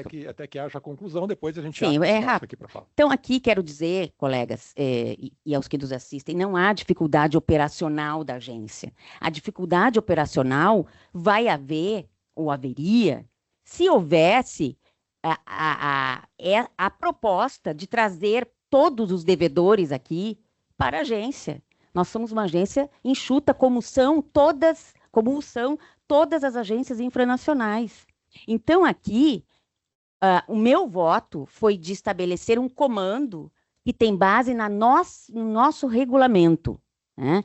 Então, não há que se falar em dificuldade operacional. No voto do conselheiro Giuliani, constou na fundamentação, só se eu ouvi errado, que não haveria, a Gergs não teria competência legal para a devolução, determinar a devolução de valores, individual ou massiva. É isso, né? Tá, este é o meu entendimento é completamente oposto. Tanto tem competência que a Gergs coloca na sua própria norma, que foi submetida a um processo regulatório, e temos o princípio da legalidade, né, que incide na atuação de uma autarquia estadual. Então, divirjo, né, frontalmente em relação a isto. E outra questão, presidente, é a mediação. A mediação, para quem conhece este tipo de resolução consensual de conflitos, a mediação ocorre se a outra parte estiver disponível para o consenso, para o acordo, porque simplesmente a outra parte pode dizer: eu não quero acordo, eu não quero mediação, e acabou-se o processo de mediação. E isso é muito sério, porque se a Corsã disser: não quero, não aceito o processo de mediação, não há mediação a fazer. Isso não podemos sair do radar. Isso é para quem conhece processos de resolução de conflitos amigáveis ou não litigiosos. Então, aqui, processo de mediação né? Eu acho que não podemos deixar transparecer que não sabemos disto. Só vai haver mediação se a Corsã aceitar mediar, né? Então, por isto, o meu voto, reforço aqui, a possibilidade, quero agregar para que conste na ata, presidente, já, que admito aqui e reconheço a possibilidade do escalonamento, né, e daí sim a ser conversado com esta agência de como fará ou faria a Corsã para esta medida de devolução. Então, mediação, conselheiro Lucas, não há possibilidade. É a mesma coisa que perguntarmos para a Corsã ou para qualquer outra, não quero pessoalizar, é que aqui estamos tratando da Corsã, mas pode ser qualquer outra. Tu ajusta, queres acordar em devolver? É isso. Mediação é isso. Não, não quero. Muito obrigada. Mediação, as duas partes têm que querer fazer a solução do conflito, né? E aqui houve nulidade por desrespeito à competência da agência, né? Não vou repisar todo o meu voto, é bastante conhecido, mas esses são as minhas observações finais. Certo, obrigado, conselheira Luciana. Mais algum conselheiro gostaria de se manifestar? Então, passamos para a votação. Na verdade, o voto do conselheiro Lucas será ratificado na sequência, né? Eu como presidente e ouvindo todos aqui, né, que se manifestaram, e conhecendo com profundidade já o tema e também o voto da conselheira Luciana, o voto do conselheiro Giuliani, eu me preocupo sim com a questão da operacionalidade, a questão da devolução de valores, mesmo que nós tomemos a decisão de obrigar a Corsã a devolver os valores imediatamente ou de forma escalonada, nós vamos ter que fiscalizar isso também para entender qual seria o ponto de partida e tal. Então, de qualquer forma, o processo de mediação, sim, a Corsã é obrigada a participar, porque nós estamos invalidando uma cobrança. Tem um prazo de 60 dias, nós estamos invalidando uma cobrança que, no meu entendimento, foi feita de forma equivocada, então é claro que eles precisam devolver, e a mediação é para ver a forma de se fazer isso de uma forma que fique razoável para todos. Então, com todo respeito, enaltecendo a profundidade do seu voto, conselheira Luciana, mas eu entendo que operacionalmente, para fins de levarmos adiante aqui a decisão tomada hoje, eu acompanho o voto do conselheiro Giuliani. Passo por ordem para o conselheiro Porce. Como vota, conselheiro Porce? Presidente, no caso dessa matéria, né, como eu disse, dado todos os elementos dos autos, os 2 votos, peço vênia ao conselheiro Giuliani, mas neste caso vou acompanhar o voto da conselheira relatora Luciana.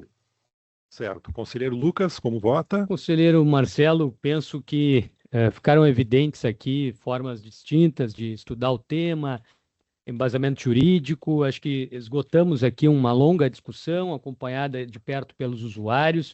Penso que existe o tema da operacionalização, uma vez que nos autos do processo não identifiquei a lista exata dos hotéis deste recadastramento da Corsã feito em dezembro do ano passado, onde houve essa alteração metodológica, onde houve uma cobrança que nós estamos aqui no item 1 do voto que estamos aprovando, estabelecendo que esta interpretação extensiva do tema 414 para uma cobrança de um serviço básico para um quarto, que a Gergs não reconhece, penso que isso satisfaz o restabelecimento de uma norma de cobrança adequada, onde a Gergs, a partir de agora, tem condições operacionais e jurídicas de inaugurar, seja pelo processo de 60 dias de uma fiscalização e a busca pela isonomia, onde os hotéis sejam tratados de forma adequada, né, e seja pelo estabelecimento desta mediação, onde individualmente os hotéis serão atendidos, uma vez que uma devolução massiva, conselheiro presidente,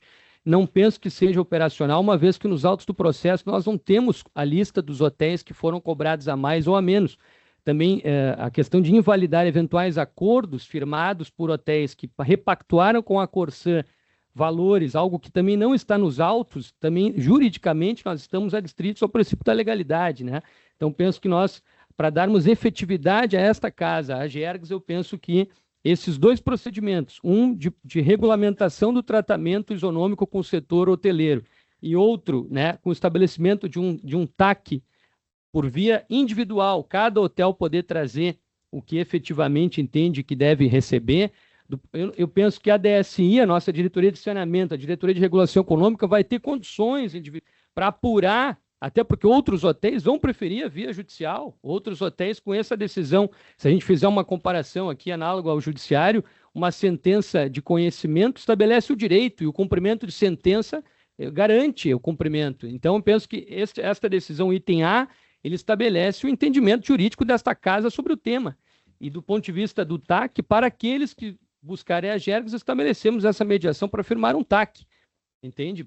Vejo desta forma, considerando as limitações de funcionamento desta casa, as questões operacionais desta casa, que nós temos uma diretoria que atende 247 municípios e acho que, do ponto de vista econômico, temos como inaugurar aqui um tratamento isonômico daqui para frente com relação aos hotéis, a partir de uma regulamentação a ser feita com transparência, escuta, etc. Só uma dúvida, presidente, conselheiro. O TAC... Pois não, o TAC... Não, na verdade... Não, acho que vamos manter o debate aqui dentro do... Senão a gente quebra o rito, né? Não. O conselheiro Giuliani não usou o termo TAC, o termo procedimento de mediação. Sim, perfeito. De mediação. Processo de mediação, e estava lendo no voto aqui, houve essa mudança agora recentemente. Isso, na questão... Mas de uma maneira individualizada. Isso, não, então, é nesse sentido a fala. Que o regimento da casa trata como deve fazer, e todos que se dispuserem a ler o regimento vão ver o que está escrito ali. É literal. Em resumo, o seu voto... Então, acompanho o voto do conselheiro Giuliani. Tá bem. Então, chegamos ao final da votação. Temos uma votação por maioria aprovando o voto vista, que é o voto do conselheiro Giuliani. Então, obrigado a todos e vamos para o próximo item da pauta. 5 minutinhos para... Uma pausa? Perfeito. Vamos fazer uma pequena pausa. Obrigado. No 2.2. Bom, agradecemos a presença daqueles que não permanecem aqui, né? Que participaram do primeiro item da pauta. E retomamos a sessão, então, a partir do item 2.2, análise do processo 001-537-3900-250, que trata de proposta de normatização da prestação de serviço de ligação intradomiciliar de esgoto à rede pública pelas concessionárias de saneamento básico. Conselheiro relator Ricardo Giuliani, conselheiro revisor Alexandre Orsi. Então, passo a palavra ao conselheiro relator Ricardo Giuliani para que faça a leitura do seu relatório. Por favor, conselheiro. Obrigado, senhor presidente. Ementa processo administrativo regulatório, proposta de normatização de ligação intradomiciliar de esgoto, autuação sem exame de admissibilidade ou de legitimidade, à luz do artigo 11 da Lei Estadual 15.612. Pareceres técnicos unânimes pela ilegalidade material da minuta, intimação do proponente frustrada, ausência de interesse processual subsistente, arquivamento. Trata-se de processo regulatório instaurado a partir de mensagem eletrônica encaminhada em julho de 25 ao gabinete da presidência da Gergs pelo engenheiro ambiental Gerson Vargas Peixoto, que se apresentou como integrante do setor de fiscalização do contrato de concessão mantido entre o município de Santa Maria e a Corsã. Na oportunidade, o remetente submeteu minuta de resolução destinada a impor às concessionárias de saneamento básico do Estado a obrigatoriedade de execução mediante parcelamento do custo em até 24 faturas e sem incidência de juros do serviço de ligação intradomiciliar de esgoto. Autuado o expediente, foi expedido o ofício circular número tal, submetendo a minuta à manifestação técnica das concessionárias BRK e Corsã, ambas se posicionaram frontal e fundamentadamente contrárias à proposta documentos tais, sob os fundamentos de que a atividade extrapola o escopo do serviço público delegado, nos termos da Lei Federal 11.445, invade a esfera da livre iniciativa e não encontra respaldo na matriz de risco dos respectivos contratos de concessão. A Procuradoria Setorial, na informação 228, e a DSI, informação 208, concluíram cada qual em sua esfera de atribuição pela ilegalidade material dos artigos 4º e 5º da minuta, por violação aos artigos 45, parágrafo 5º da Lei 11.445 e ao artigo 170 da Constituição Federal, além do comprometimento do equilíbrio econômico-financeiro dos contratos vigentes. A Diretoria de Regulação Econômica, no memorando 75, ratificou tais conclusões e acrescentou que a proposta sequer observou o rito de elaboração normativa exigido pelo artigo 46 da Lei Estadual 16.266. Notadamente, análise de impacto regulatório. Encaminhados os autos ao Conselho Superior, sorteada a relatoria, este relator, espaço 62, consignou estranheza quanto à ausência do exame de admissibilidade na origem do feito e quanto à legitimidade da provocação formulada por pessoa vinculada à fiscalização do próprio contrato de concessão, cuja concessionária instada rejeitou terminantemente a proposta. Determinou-se, então, a manifestação da Procuradoria Setorial sobre o tema. Na informação 91, reconheceu-se a legitimidade formal da presidência para a autuação de ofício, recomendando-se, todavia, intimação do proponente para a ciência da instrução e eventual manifestação, em prestígio ao contraditório próprio nos processos regulatórios pluripartites. Determinada intimação, despacho tal, certificou-se, após reiteradas tentativas, a absoluta impossibilidade de contato com o proponente, despacho número tal. É o relatório, presidente. Obrigado, conselheiro Giuliani. Nós temos aqui algumas inscrições para manifestação nesse processo. Doutor Pedro Henrique Poli Figueiredo, pela Corsã. Arquivamento. Senhor João Carlos dos Santos, pela DECOM. E o senhor Matheus Jungues, pela Associação Gaúcha em Defesa dos Consumidores de Água, Esgoto e Energia. O Matheus, acho que saiu um pouquinho da sala aqui. O Matheus aqui, da minha análise, entraria como outros interessados, né? O João Carlos representando os usuários, seria isso? Os consumidores, né? ou dividiríamos o tempo. O consumidor, na minha opinião, não tem voz na agência, né? Que aqui entra como outros, né? Os interessados. Então a gente poderia dividir o tempo, né? De 5. Já teve antes. Eu acho que a gente poderia dividir o tempo entre eles, né? 5 minutos para cada um. Ele só tem que cuidar que eu presto atenção no que eles dizem, né? Eu posso mudar o voto, né? Tá bem. Tá, posso ter pelo arquivamento. Vamos começar então pela manifestação do doutor Pedro Henrique, que já está postos aqui, né? Então, doutor Pedro Henrique, por favor, o senhor tem 10 minutos para sua manifestação. Excelentíssimo senhor presidente, em nome de quem saúdo a senhora conselheira, os senhores conselheiros, excelentíssimo senhor diretor-geral, em nome de quem saúdo o competente quadro de servidores da AGERGS. Saúdo também a audiência aqui presente e também virtualmente.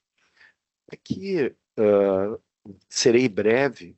A Corsã vem manifestar a concordância com o informe técnico no sentido da ilegalidade, né, da proposição. Chama atenção para alguns, em primeiro lugar, aspectos relacionados ao rito legal para esse tipo de norma, que traz que necessita análise de impacto regulatório, artigo 46 da Lei Estadual 16.266, ausência de consulta pública também no procedimento, inexistência de estudos sobre impactos econômicos, financeiros, contratuais e tarifários, um tratamento indevido, né, da sugestão encaminhada por e-mail como se fosse uma proposta normativa pronta para a regulação.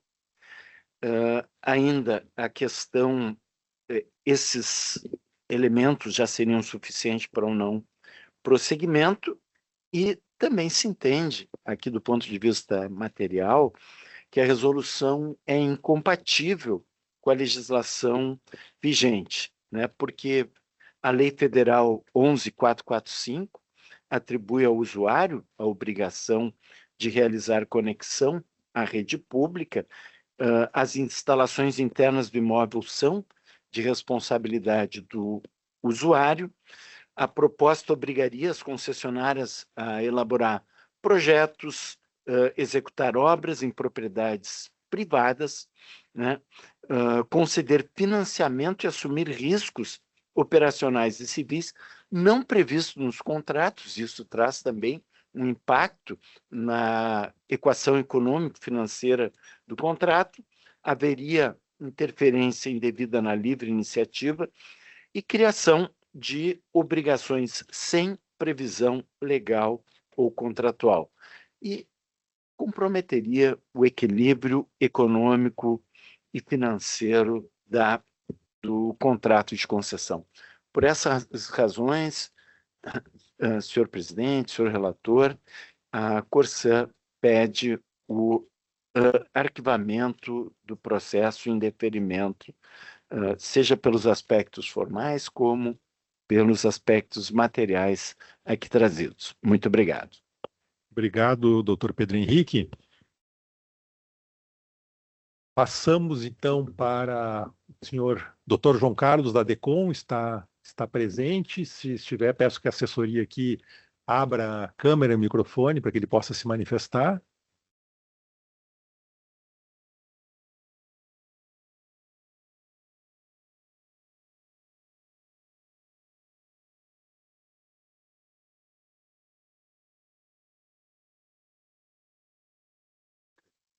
Ele está logado em ele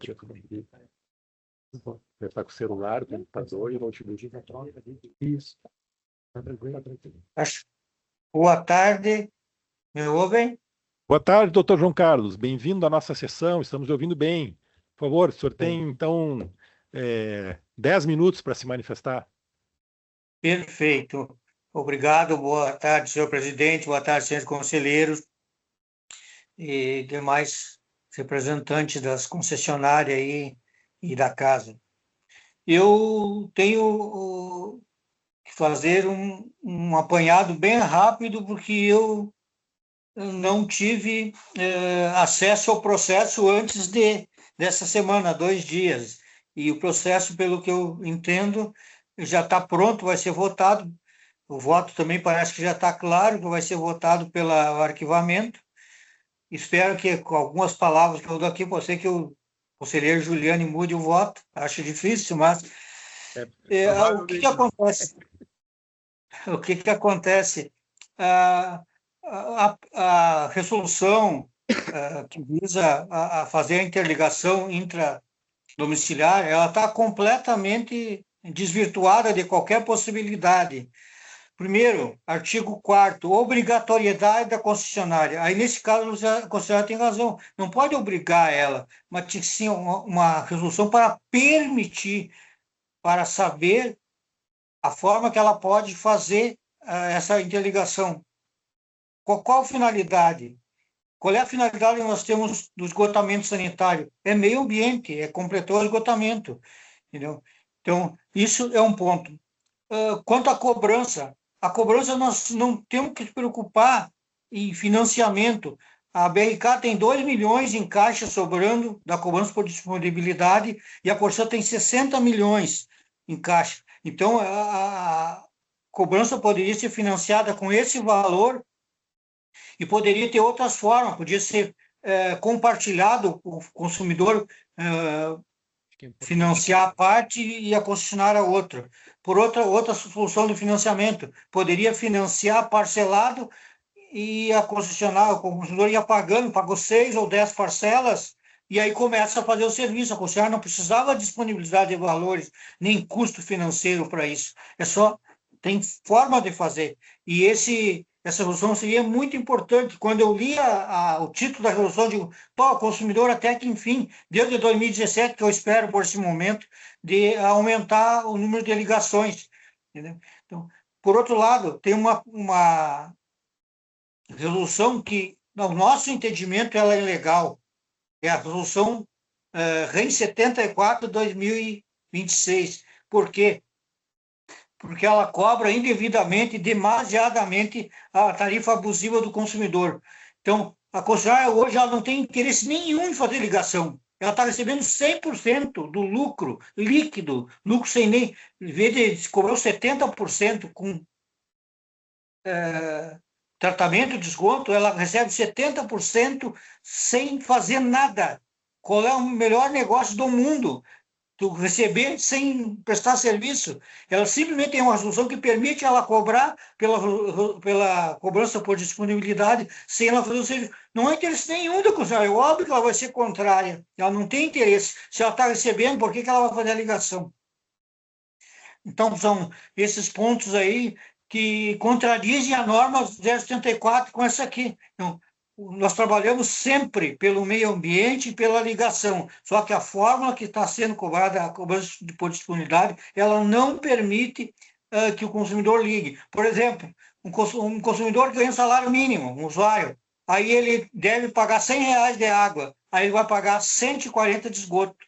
Ele já não tem dinheiro para pagar água suficiente, ele vai pagar o esgoto 140 pela taxa de disponibilidade, ele jamais na vida ele vai conseguir fazer uma ligação, ter sobrar dinheiro para ligação. Ele está sendo sugado o dinheiro, está sendo desviado o dinheiro dele para os bolsos da concessionária, para o caixa da concessionária. Metade vai para ela e metade aí administra, e que tem aqui 2 milhões da BRK e 60 milhões da Corsã. Até o ano passado tinha aproximadamente esses valores aí.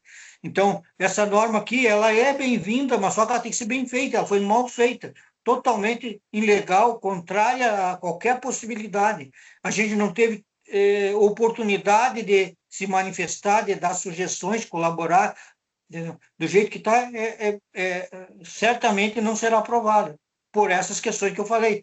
Não tinha que ser obrigatoriedade, tinha que ser permissão, a cobrança pode ser financiada e depois de pagar tipo um consórcio, depois de pagar uma parte, fazer o serviço, ou financiar o próprio consumidor, e também esse financiamento que nós temos da cobrança de disponibilidade. Então, outra coisa, como a concessionária Corsã disse, não é que seja, não é legal, está no contrato. O contrato é para fazer esgotamento sanitário, é um serviço adicional que está sendo proposto aqui, que infelizmente não vai ser aprovado. Meu muito obrigado. Carlos, não havendo novas inscrições para a manifestação, devolvo a palavra para o conselheiro Giuliani para que faça a leitura da sua fundamentação e do voto. Doutor João Carlos, pior de tudo é que eu não vou mudar voto. Mas não é por conta da argumentação do senhor ou pela questão de fato. É que este processo é um processo muito particular. E a casa está preocupada com essa situação, tanto que já existem, inclusive relativamente à Corsã, se não me falha a memória, um piloto sendo realizado em algum lugar por aí, né, acompanhado pela casa. Penso que a sua argumentação é muito importante, a sua batalha é muito importante, o senhor já fez isso aqui quando da votação desta resolução ao que o senhor se refere. Nossa, então assim, os motivos pelos quais eu vou votar pelo arquivamento, o senhor vai ver aqui, é diante da condição inusitada desse processo. Só por isso, tá? Não pelo mérito, não pela condição que se traz, tá bem? Então, eu lhe digo assim, eu tinha um desembargador, né? Eu me lembro, às vezes ele dizia assim, olha, doutor, eu estou dando provimento ao recurso. Mas eu quero sustentar. Olha que eu presto atenção no que me dizem. Aí, né, eu posso mudar de posição. Não é o seu caso, tá, doutor João Carlos? E o senhor vai entender agora pelos fundamentos, os motivos pelos quais eu estou arquivando. Fundamentação. Preliminarmente, sem prejuízo do mérito, já exaustivamente enfrentado pelos órgãos técnicos da Casa, impôs reconhecer que a tramitação do presente processo, desde a sua origem, ressente-se de vícios que recomendam o seu arquivamento, por razões de economia processual e rigidez procedimental. Observe-se de início que a Lei 16.266 não esgota a disciplina do processo administrativo regulatório da AGERGS quanto às condições de admissibilidade e legitimidade da provocação. Aplica-se subsidiariamente a Lei Estadual 15.612, que dispõe sobre o processo administrativo no âmbito do Estado do Rio Grande do Sul e cujo artigo 4º expressamente prevê que os processos regidos por lei própria a ela se submetem de forma subsidiária. É à luz desse diploma geral, portanto, que se impõe examinar a legitimidade da provocação que deu origem ao feito. A ausência de exame de admissibilidade e de legitimidade na origem. O artigo 59 da Lei Estadual 16.266 autoriza a instauração de processo de ofício ou por provocação do interessado, mas tal prerrogativa pressupõe como etapa mínima e antecedente a verificação da pertinência temática e da legitimidade da provocação. O artigo 11 da Lei 15.612 delimita de forma taxativa quem são os legitimados como interessados no processo administrativo estadual. Número 1, titulares de direitos de interesse individuais que o iniciam. 2, aqueles cujos direitos ou interesses possam ser afetados pela decisão, ainda que não tenham iniciado o processo. 3, organizações e associações representativas de direitos e interesses coletivos. 4, pessoas ou associações legalmente constituídas quanto a direitos ou interesses difusos. O proponente do presente feito não se enquadra a evidência em nenhuma dessas categorias. Não é usuário de serviço, não é concessionária cujo contrato seria onerado, tampouco associação ou entidade representativa de interesse coletivo ou difuso regularmente constituída. No caso concreto, o expediente foi autuado e encaminhado às sucessivas instâncias técnicas, DSI, DRE, PSE, sem que em nenhum momento anterior à intervenção deste relator, a presidência da agência tenha diligenciado no sentido de esclarecer a origem, a legitimidade ou o interesse subjacente à proposta. 2, singularidade da origem da proposta. Causa perplexidade que a minuta tenha sido apresentada por profissional que se identifica como vinculado à fiscalização do próprio contrato de concessão da Corsã e que pretendia impor à concessionária fiscalizada a obrigação que esta, uma vez ouvida, rejeitou de forma categórica e tecnicamente fundamentada. Tal circunstância, por si só incomum, deveria ter sido objeto de verificação já no momento do protocolo, e não apenas ao final de longa instrução técnica. Unanimidade técnica pela inviabilidade da proposta e violação ao princípio da adequação entre meios e fins. Todos os órgãos técnicos que sobre a matéria se debruçaram, Procuradoria Setorial, Diretoria de Saneamento, Diretoria de Regulação Econômica, convergiram de forma unânime, sem dissenso, pela ilegalidade material da minuta, tanto por violação ao regime de responsabilidade estabelecido pela Lei 11.445 de 2007, quanto pela ausência do rito de elaboração normativa exigido pela legislação estadual de regência. O artigo 2º, incisos 3º e 10 da Lei Estadual 15.612, impõe à administração estadual o respeito à livre iniciativa, a vedação à imposição de obrigações e medidas superiores às estritamente necessárias, bem como a busca pela desburocratização, sem que o custo econômico ou social de um procedimento superar o eventual risco que se pretende evitar. No mesmo sentido, o artigo 20 da Lei de Introdução às Normas do Direito Brasileiro, redação dada pela lei tal, veda que se decida nas esferas administrativas, controladora ou judicial, com base em valores jurídicos abstratos, sem consideração às consequências práticas da decisão. Diante do conceito técnico consolidado, em dezembro de 25, a manutenção do processo de tramitação, falo dezembro de 25, a manutenção do processo de tramitação até a presente data, com sorteio de relatoria, expedição de despacho, tentativa de intimação, configurou o trabalho e dispêndio de recursos institucionais que já poderiam ter sido evitados, caso submetido feito ao exame de admissibilidade na origem e cuja continuidade agora contraria o mandamento de consequencialismo decisório referido no artigo 20 da Lei de Introdução às Normas do Direito Brasileiro. Frustração da intimação e ausência de interesse processual subsistente. Em prestígio à garantia da participação popular ativa nos processos regulatórios pluripartites e em linha com o direito assegurado aos interessados pelo artigo 5º, inciso 3º da Lei Estadual 15.612, de terem ciência da tramitação e que se manifeste antes de qualquer decisão que lhes diga respeito, determinou-se a intimação do proponente para que tomasse ciência da instrução e querendo sobre ela se manifestasse. Esgotadas as tentativas de contato sem qualquer resposta, tem-se por caracterizado a ausência de interesse processual atual, apto a justificar o prosseguimento do feito, nada mais restando a deliberar em concreto. Registre-se, por fim, que o arquivamento a propósito não representa qualquer prejuízo ao debate legítimo sobre a ampliação da adesão dos usuários à rede pública de esgotamento sanitário.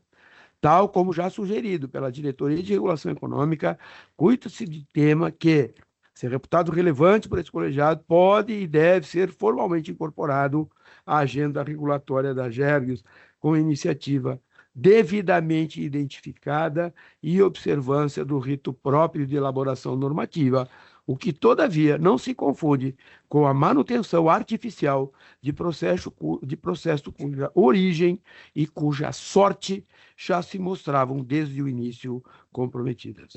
Ante o exposto, voto pelo arquivamento do processo número tal, sem prejuízo do que temos. Caso reputado relevante por esse Conselho Superior, seja formalmente incluído na Agência Regulatória da AGERGS para a tramitação em processo próprio, com a devida análise de impacto regulatório e observância do rito legal de elaboração normativa. É o voto, presidente. Obrigado, conselheiro Giuliani. Passo a palavra para o conselheiro Porce para a revisão.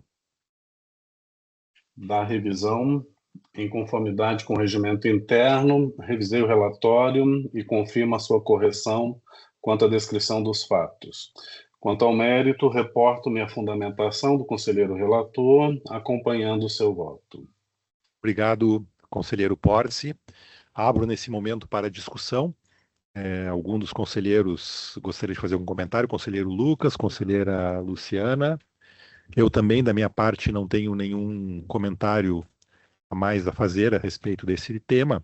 E abro, então, para a votação e inicio votando, acompanhando o voto do conselheiro Giuliani.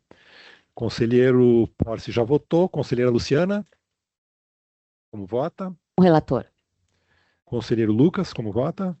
Presidente, antes de votar, quero manifestar aqui meus cumprimentos ao senhor João Carlos, que recentemente me recebeu em Uruguaiana, onde tratamos aí da regulação da BRK, então cumprimentá-lo pelo seu trabalho sempre desenvolvido, ativo, proativo aí, no sentido da regulação, da representação dos usuários no âmbito do saneamento. Eu também voto de acordo com o relator, presidente. Obrigado, conselheiro Lucas. Então, temos uma votação por unanimidade, aprovando o voto do conselheiro relator Ricardo Giuliani. Passamos, então, para o item número 3 da pauta, convites. Item 3.1, o presidente da Comissão de Segurança. Obrigado, doutor Pedro Henrique. Boa tarde. É bom levar a mochila.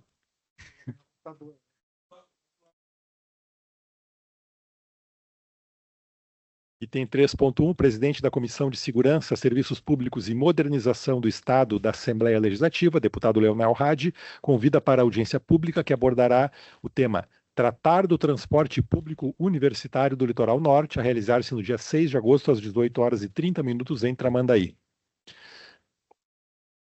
Conselheiros, conselheira, eu teria de convites, é somente esse, não sei se algum conselheiro tem algum convite.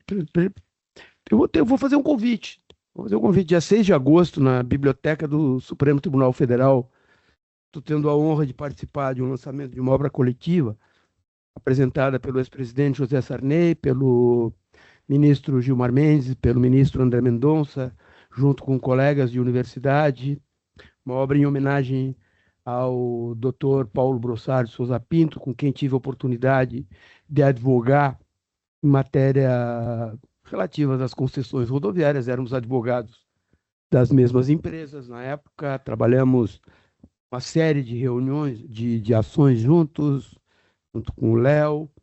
Então, eu fiquei muito honrado com o convite que esses meus companheiros de universidade me fizeram de participar com um artigo nesta obra que está sendo lançada na Biblioteca do Supremo Tribunal Federal e provavelmente, segundo me disseram, ela vem para ser lançada na Feira do Livro do Rio Grande do Sul. É uma obra organizada pelos professores doutores Guilherme Barcelos, o professor doutor Gustavo Paim e pelo professor doutor Miguel Vedi, né, meu antigo diretor da Faculdade de Direito. Então, já que é momento de fazer convites, naqueles momentos em que nós ficamos felizes da vida, e esse é um dos momentos em que fico feliz, gostaria, aqueles que estejam em Brasília e que quiserem prestigiar esta obra, que muito me prestigia, né, uma obra que trata contra o arbítrio. Né? O Brossard foi sempre um grande lutador pela democracia e muito vai me honrar quem puder estar lá. Era isso, presidente, feito o convite. Obrigado, conselheiro Giuliani. Parabéns pela obra, né? Por participar dessa obra tão relevante, né? Então, se alguém de nós estiver em Brasília, certamente prestigie o evento e na Feira do Livro aqui, certamente estaremos presentes, né? Obrigado. Mais algum convite? Assuntos gerais? Cumpre registrar uma vitória do nosso Colorado, né? Mas eu acho que esse não deve ser incluído na pauta aqui, né? Um momento de felicidade, mas é verdade. São aqueles milagres quando a gente coloca os velhinhos para fora da água, assim, para dar uma respirada. Espero que a gente consiga respirar por mais tempo. Mas, enfim, então concluímos a nossa pauta. Agradeço a presença de todos. Desejo a todos uma boa tarde, uma ótima semana.